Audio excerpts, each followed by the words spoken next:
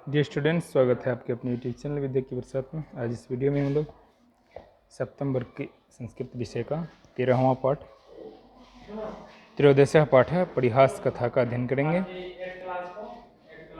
मिथिला में अपनी बौद्धिक क्षमता तथा परिहास प्रियता के कारण गोनू झा की बहुत ख्याति है।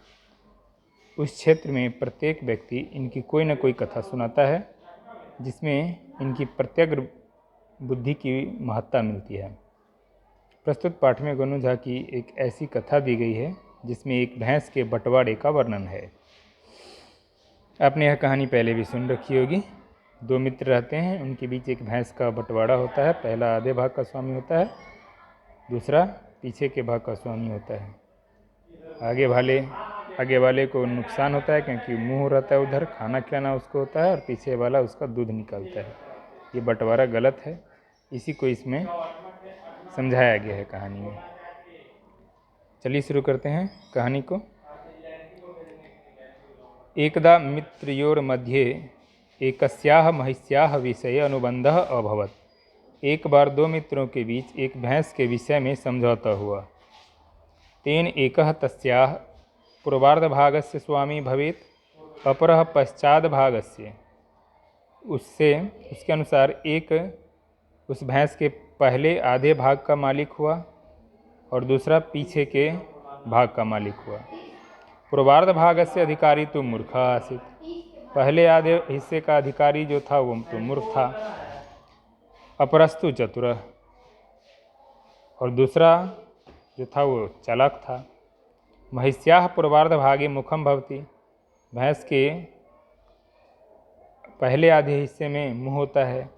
तस्य स्वामी महिषीम भोजनादिना सेवति। उसका जो मालिक था वह भैंस को भोजन आदि से सेवा करता था।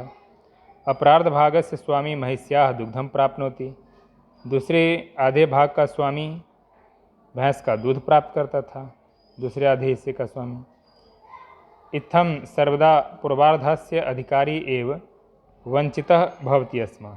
इससे हमेशा पहले आधे हिस्से का अधिकारी ही ठगा जाता था। स एकदा स्वमित्रं गोनू झा नामकं पंडितं पृष्टवान्। एक बार वह अपने मित्र गोनू झा नामक पंडित से पूछा, भोः किं करोमि? अरे क्या करूं? सदा वंचितोऽस्मि, हमेशा मैं ठगा जाता हूं। गोनू झा तस्मै समुचितं परामर्शं दत्तवान्। गोनू झा ने उसे उचित सलाह दिया। ततः स महिषीं भोजनेन वंचितां कृतवान्। तब उसने भैंस को भोजन से वंचित कर दिया, यानी खाना नहीं दिया। महिषी अतीव कुपिता, भैंस बहुत गुस्सा हो गई। ततः स ताम दोहन काले अपि दंड प्रहारेण कोपितवान। तब उसने भैंस को दूहने के समय भी लाठी मारकर गुस्सा कर दिया।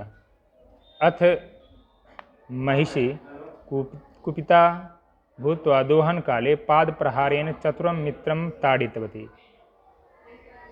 अतः भैंस गुस्सा होकर, क्रोधित होकर दूहने के समय पैर चलाकर चालाक मित्र को पीटा, मारा। ताड़ितवती मतलब मारा।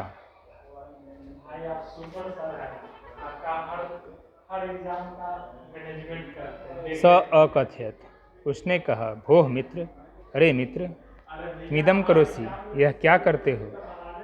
मूर्खः पूर्वार्ध स्वामी अवदत्। मूर्ख पहले आधे भाग का स्वामी बोला, अहम महिष्याः पूर्वार्धस्य स्वामी, मैं भैंस के पहले आधे भाग का मालिक हूँ। यत् मे रोचते तदेव करोमि, जो मुझे अच्छा लगता है मैं वही करूँगा, वैसा ही करूँगा। अनिन तब किम, इसे तुम्हें क्या? चतुरः मुक्को जाता, चालाक चुप हो गया। इदम स्वधूर्ततायाः फलम ज्ञात्वा लज्जितश्च, और अपने धूर्तता के फल को जानकर लज्जित भी हुआ। ततः स पुनः महिषी विभाजनं निरर्थकं कथयित्वा तस्या महिष्याः भोजनदाने दुग्धग्रहणे च उभः स्वामिनो इति स्वीकृतवान्।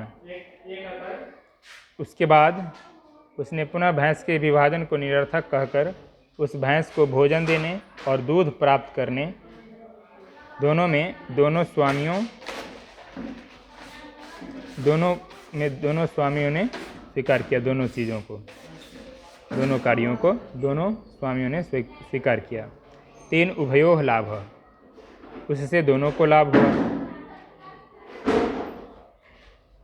अतः विभाजनम निरर्थकम न शोभते इति उपदेशः।